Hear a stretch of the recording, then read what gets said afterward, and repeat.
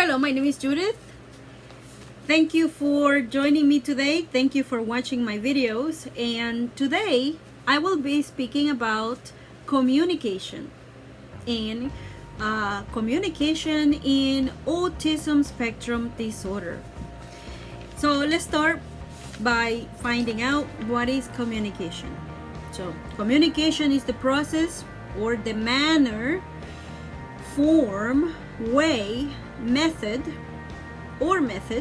that we humans use in order to send, impart, convey, transfer information, knowledge, experience, thoughts, ideas, concepts, feelings, and emotions, etc., from one human,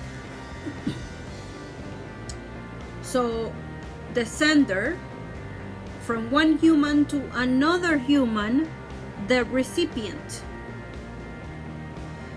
of the information, or it can be within humans to other humans. It can be in a setting with a business, or in business with meetings between managers, supervisors, team leads, and workers. And so there's personal and business relationships where we can use communication. And communication, in communication, you have the sender of the information, or whatever you want to relay, whatever thoughts you want to relay, and there is the recipient. It's never both at the same time.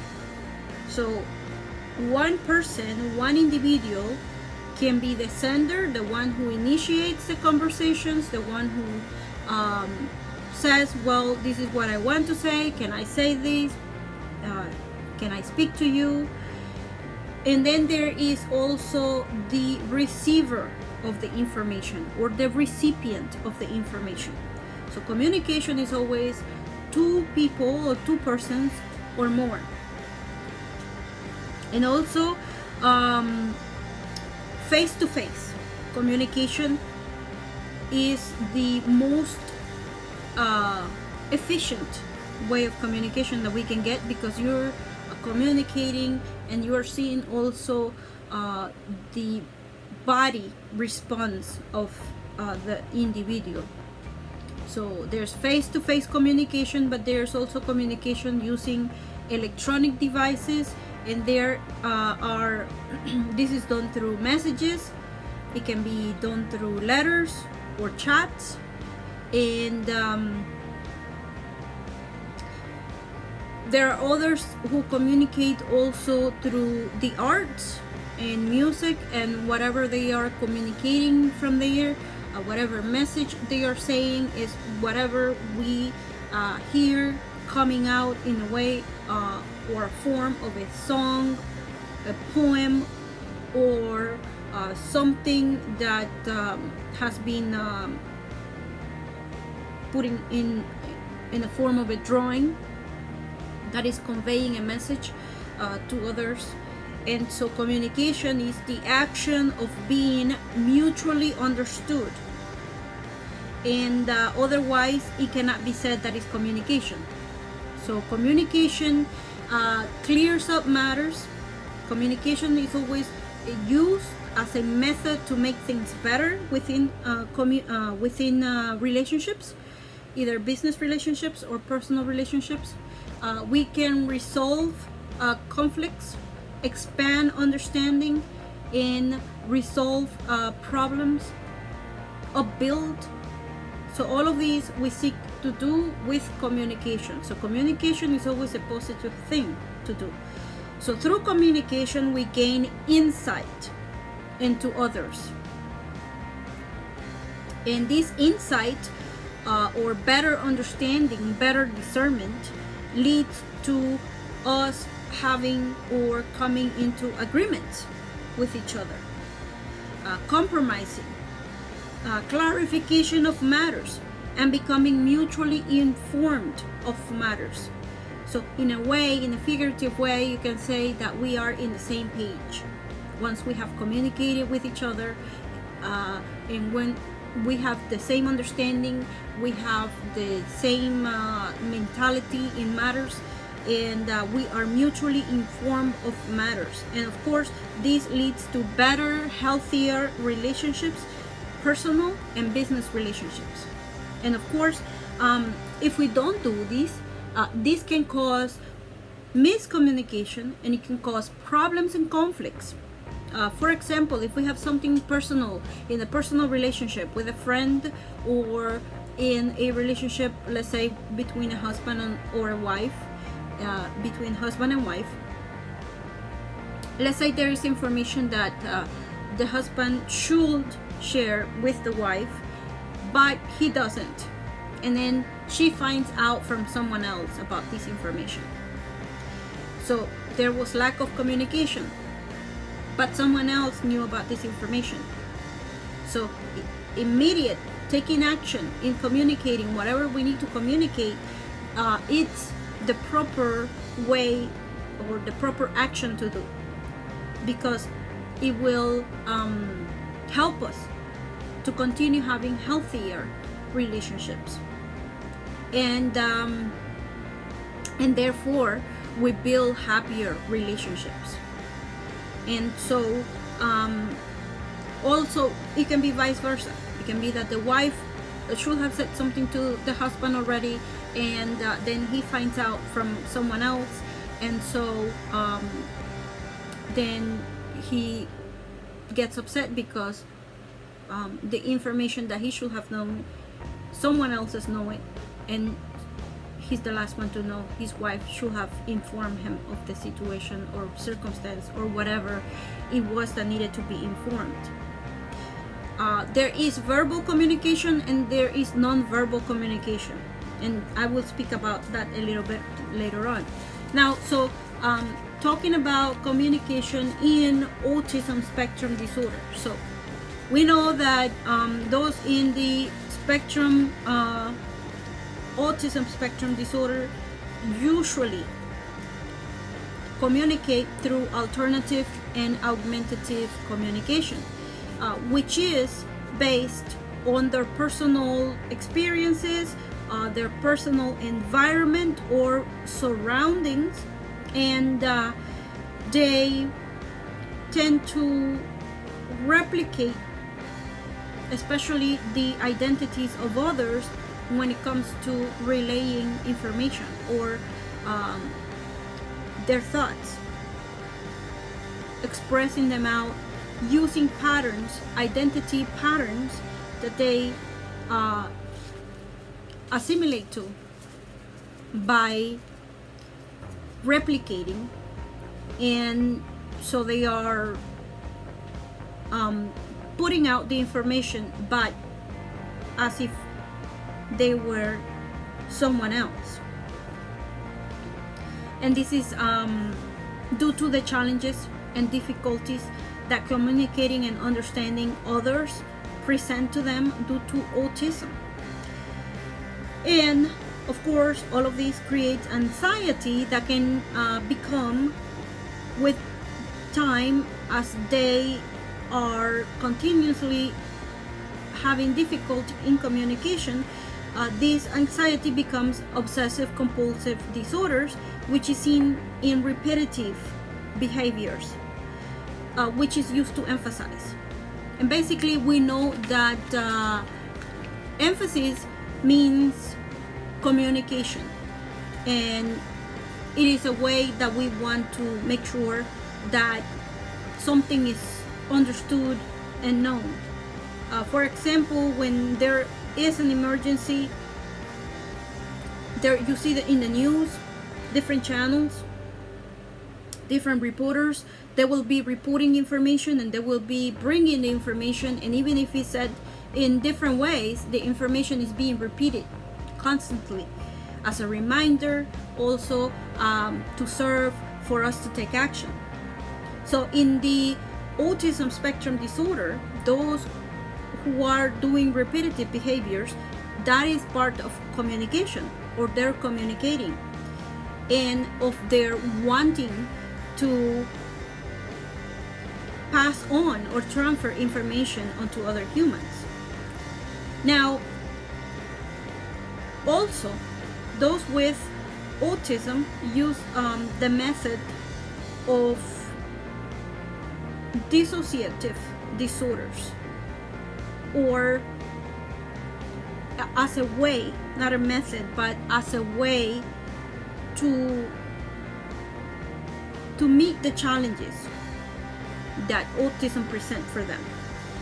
And so they use, as I mentioned, the patterns of identities of other humans in communication, as they want to communicate or voice out their thoughts onto other humans, using scripting from whatever it is in their surroundings, from whatever they have learned from different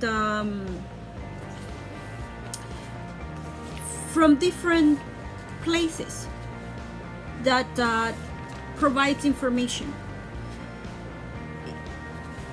And what this does is just repeat information, and maybe repeating information, using information, but not at the correct time or for the correct situation. So instead, scripting what you're going to say, but what others are going to say also, is not, in a way, communication. I have taken the opportunity before in the past to be part of plays when it came to acting. So I had to act out a part in a play where I was given a script, and I followed the script along with others who were also part of the act. And so I had the understanding that this script was really not my personality, not my identity, but it was just an act. And it's not communication.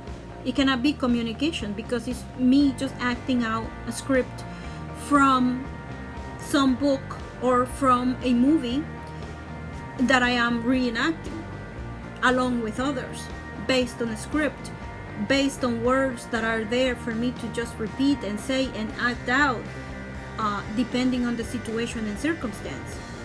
So when it comes to us making scripts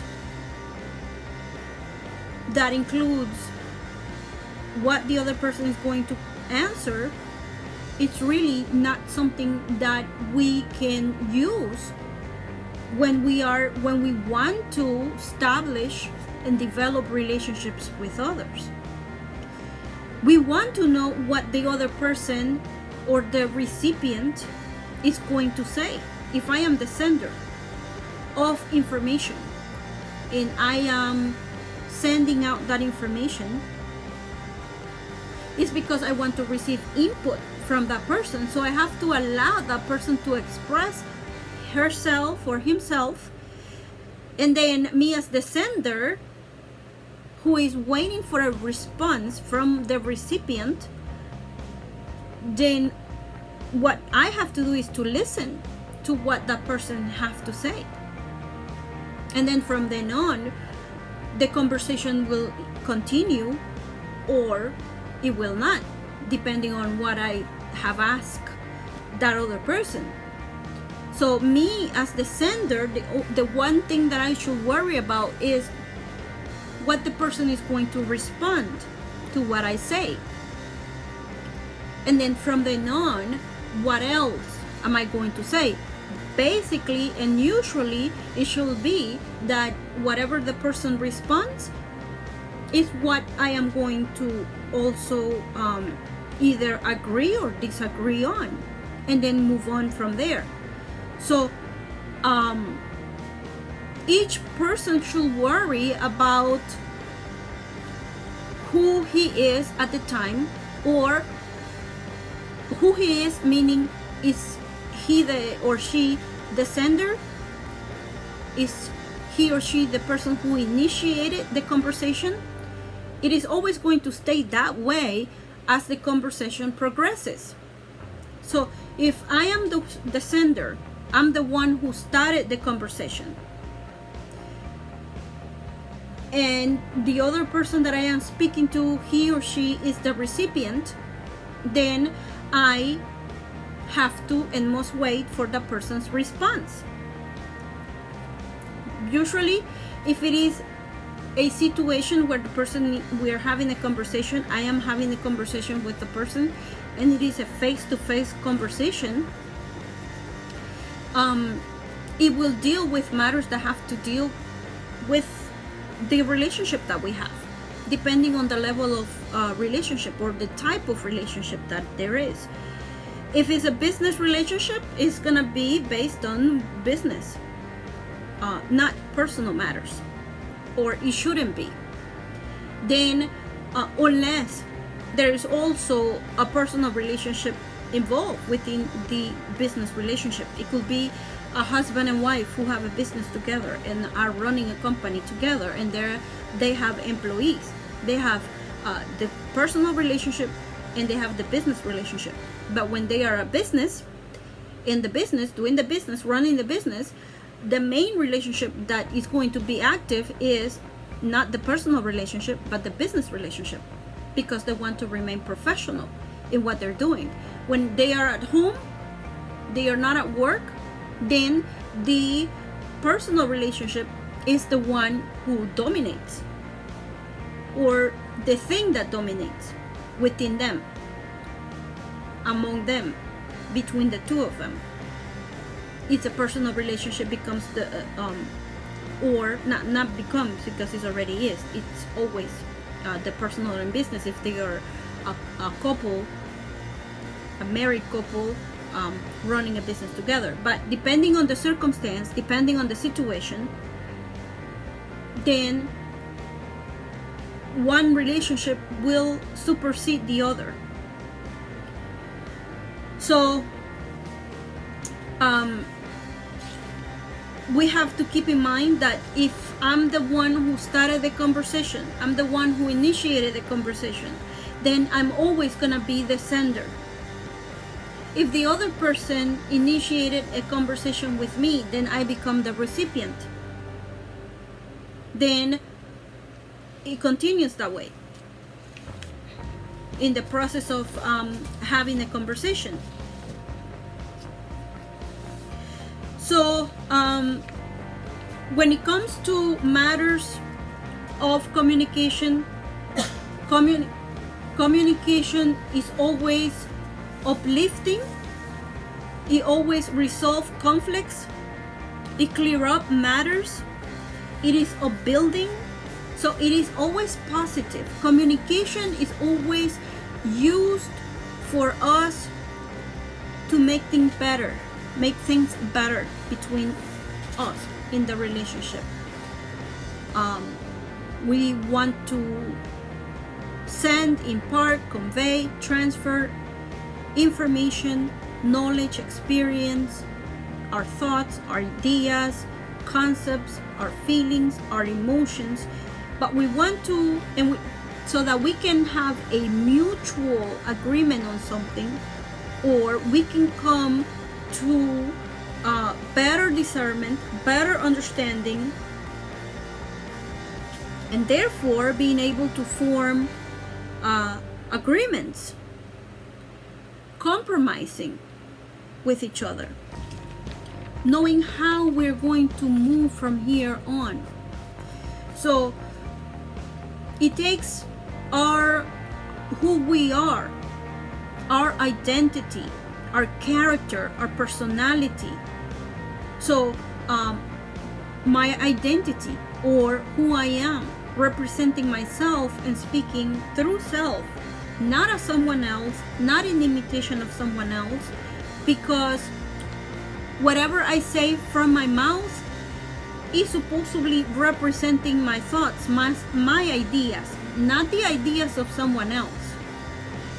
So using a pattern to speak in order to say words out, but then these words are going to be used in a circumstance or a situation where whatever I'm saying is not appropriate for the situation and circumstance, then I'm gonna create confusion instead of discernment and understanding.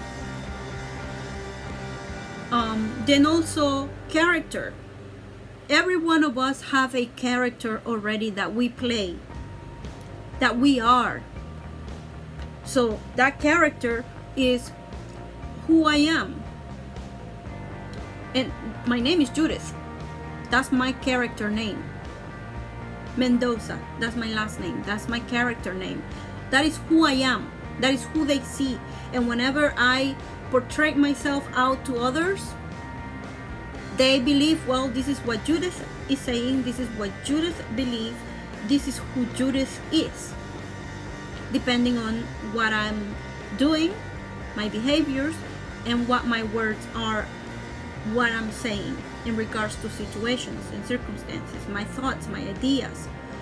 So qualities are also required in communication: kindness, empathy, and personality, being friendly, being humble, and also being confident as I speak. All those are part of who I am, that makes up my identity. Spirituality also, doing unto others what you would like others to do to you.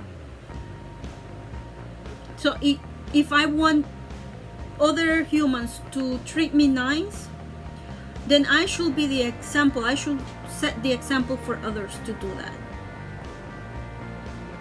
Then having an emotional rapport, or having self-control. Then also my appearance, my physical and personal appearance, and my reputation are all part of communication. And what do I want to impart to others? That matters also. What do you want to convey to others? What do you want to impart? What do you want to tell others, other humans? It matters. It matters to whom you are speaking, right? There are certain things, certain subjects that we can only speak to some humans about, and there are other subjects that you can speak to other humans about. Sometimes we want to be heard about a subject, but the person may not be interested in whatever you're interested.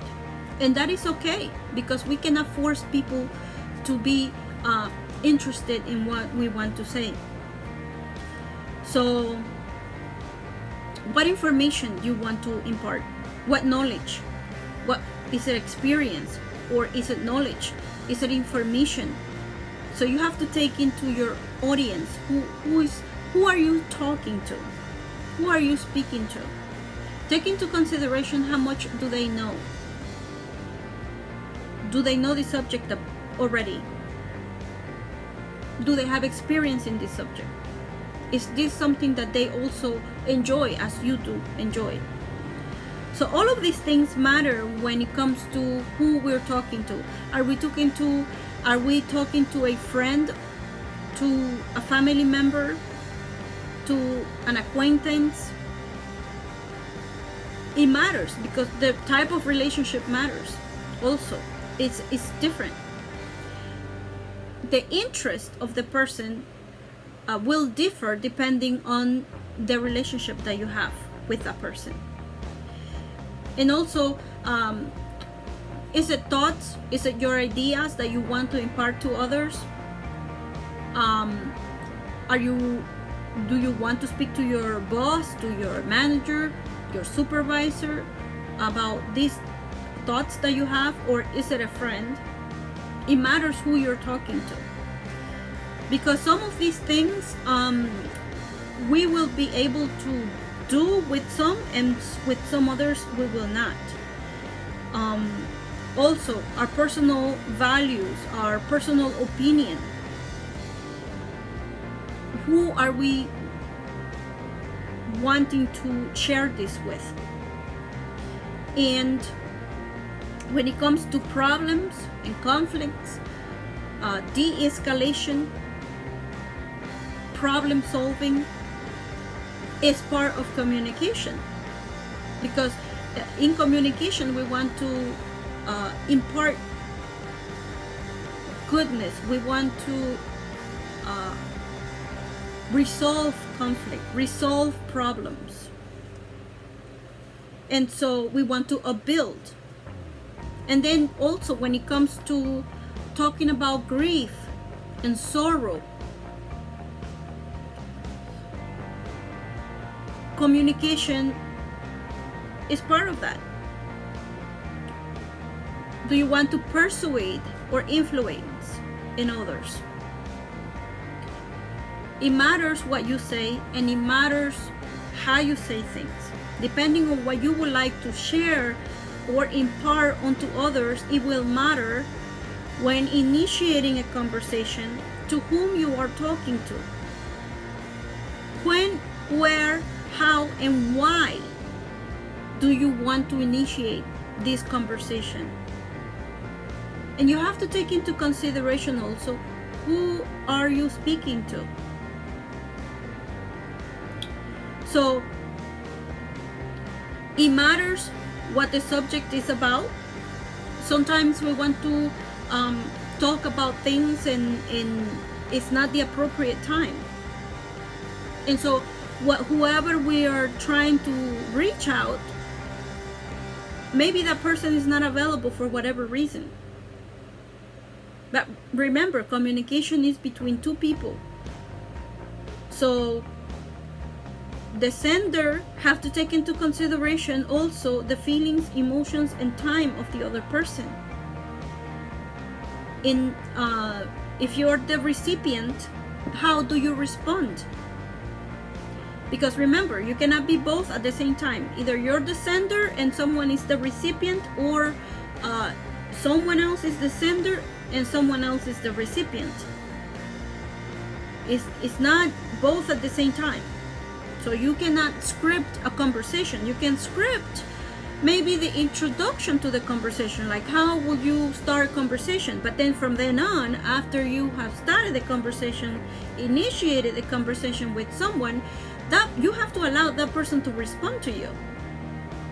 And whatever the person responds, it will depend on what you ask. If you ask for a yes no question, then the answer will be either yes or no. But if you continue after that, after whatever the person says, then you will still have to pay attention to what the person is saying, what the person responds to you, and then from then on carry the conversation.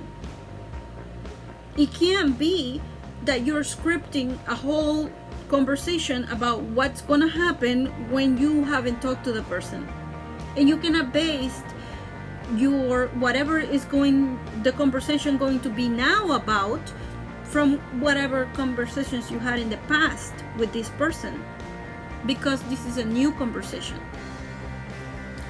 So it matters what we want to talk about, and it matters the age of the person, right? If it's a child, the child is not going to understand all these things in regards to communication.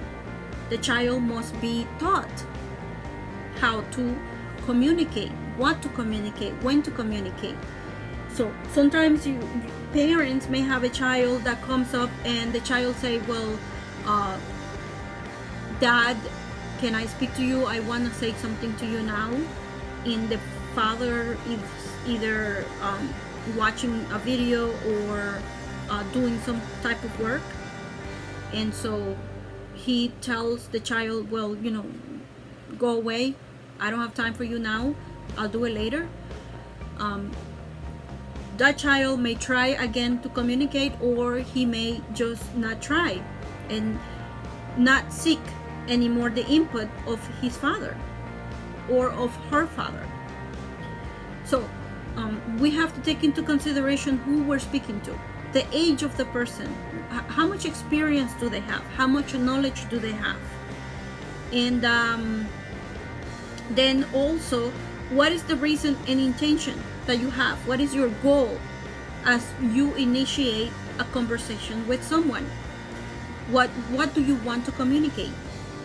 And remember, if you're initiating the conversation, you are the sender. So you have to allow the person to answer to you. And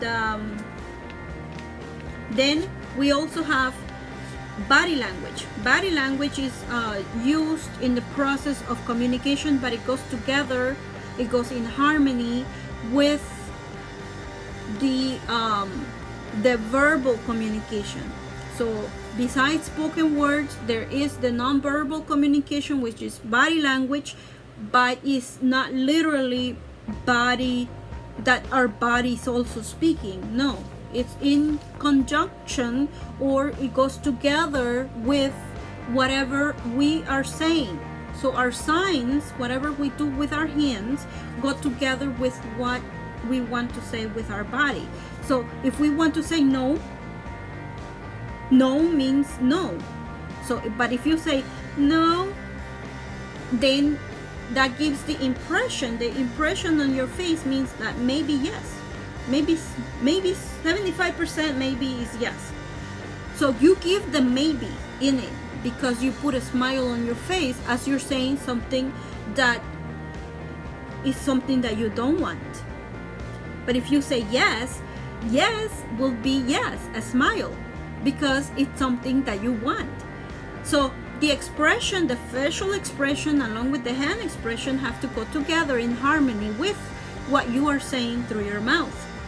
Now the skills within the communication are emotional intelligence, which is basically knowledge, having understanding, having self-control, controlling our feelings.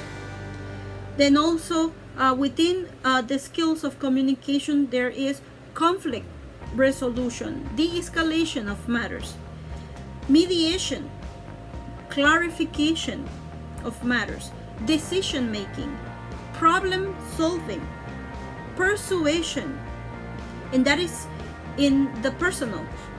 But then also it can be used in the business, but most to the business related is customer service skills. And when it makes a difference when you're on the phone, for example, the person cannot see you, but you're on the phone, you're talking on the phone, and the person smiles, hello, how are you doing? Then when the person don't smile, you can hear the difference in the quality and mood of the person. If the person answers without a smile, than when the person answers with a smile. Even if you don't want to smile because you're on the phone, you don't know the person, but it is a skill. Customer service is a skill, and one of the part of the skill is that you smile when you are on the phone talking to the other human, because this implies that you are happy to talk to this person that called you. And team working, so you work in teams, everyone is different, everyone has an idea, expressing, transferring your thoughts, your ideas, your whatever you want to convey, it matters, taking into consideration who is there in the team. Then also taking in leadership, management, it matters how you're going to communicate with those who are under your supervision. And negotiation is also something that we use in business relating. So how we connect, how we humans connect with other humans, and how we develop and maintain successful relationships with others will mean that we take into consideration everything and put it together. And the way that we do this is by putting it into practice and as a way of memorization, to memorize these things until we get the hang of it, until we get used to it. So communication in autism also can include sign language and includes Makaton. Sign language, or known as ASL or American Sign Language, is the use of signals, signs, and gestures or other movements that we can make with our hands to form words as part of a sign that makes a word in that language. Our facial expression goes together with that, as well as our physical body, to make the signs, the signals, the gestures to form the language or the words, expressions in the language. And this is mostly used by the deaf. Then we also have Makaton.org. Makaton uses signs and symbols and spoken words or speech so that those in the autism spectrum disorder can communicate from their selves, from self onto others. And so this is used to visualize.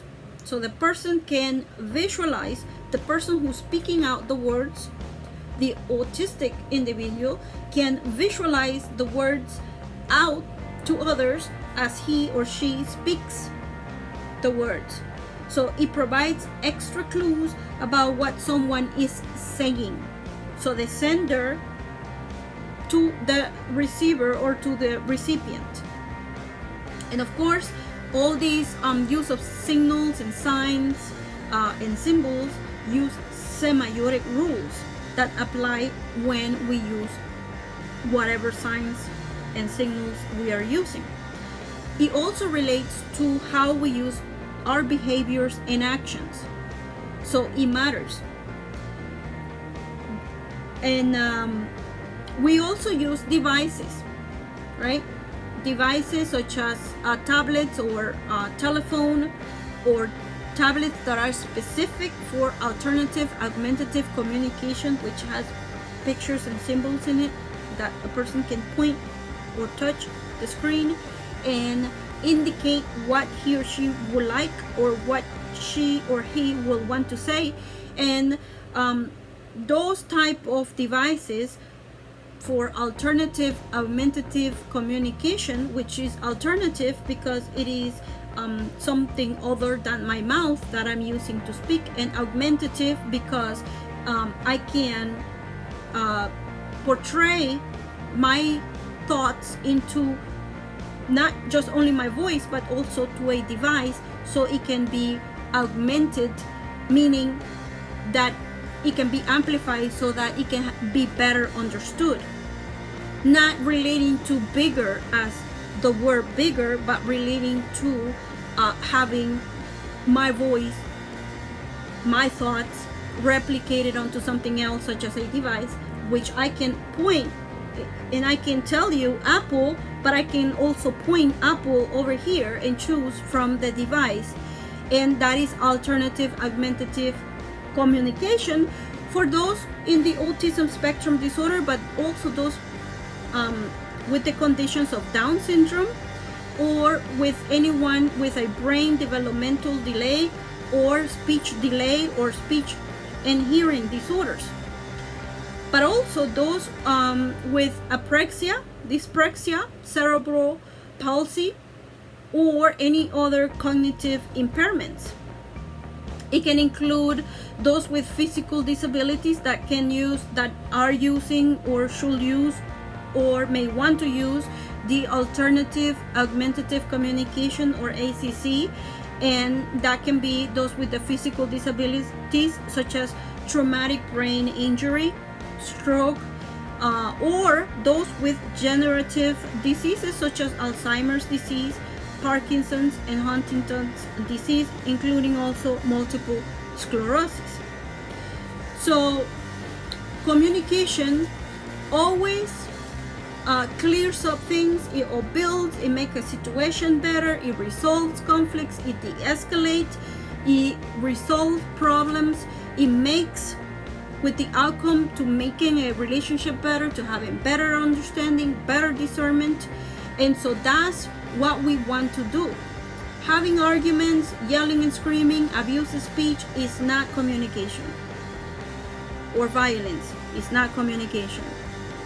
So when we put into practice taking into consideration all the rules that exist in communication, when we want to communicate, taking everything that I have put there into thought, and we practice. As we practice, it's not something that we're going to learn from one day to the other. This is something that we should practice every day, and by memorization, little by little, we can include these methods and the skills into our communication. And when we communicate, and then we'll have better relationships with others, enjoying each other's company, as we also respect each other's limits and opinions. And as long as we are not being abusive and being violent towards others, because we have freedom of speech and we want to use it well, we don't want to use it for abusing others or to be violent towards others, but we all have an opinion and we all should express it. And we all should be able to be allowing others to express their feelings as we would want to have our feelings and emotions and thoughts and ideas and whatever we want to express out to be heard by others. So we want to do unto the same to others, giving them the opportunity to express themselves, even if we do not agree, because we are not going to agree with everything everyone says, and not everyone is going to like what we say, but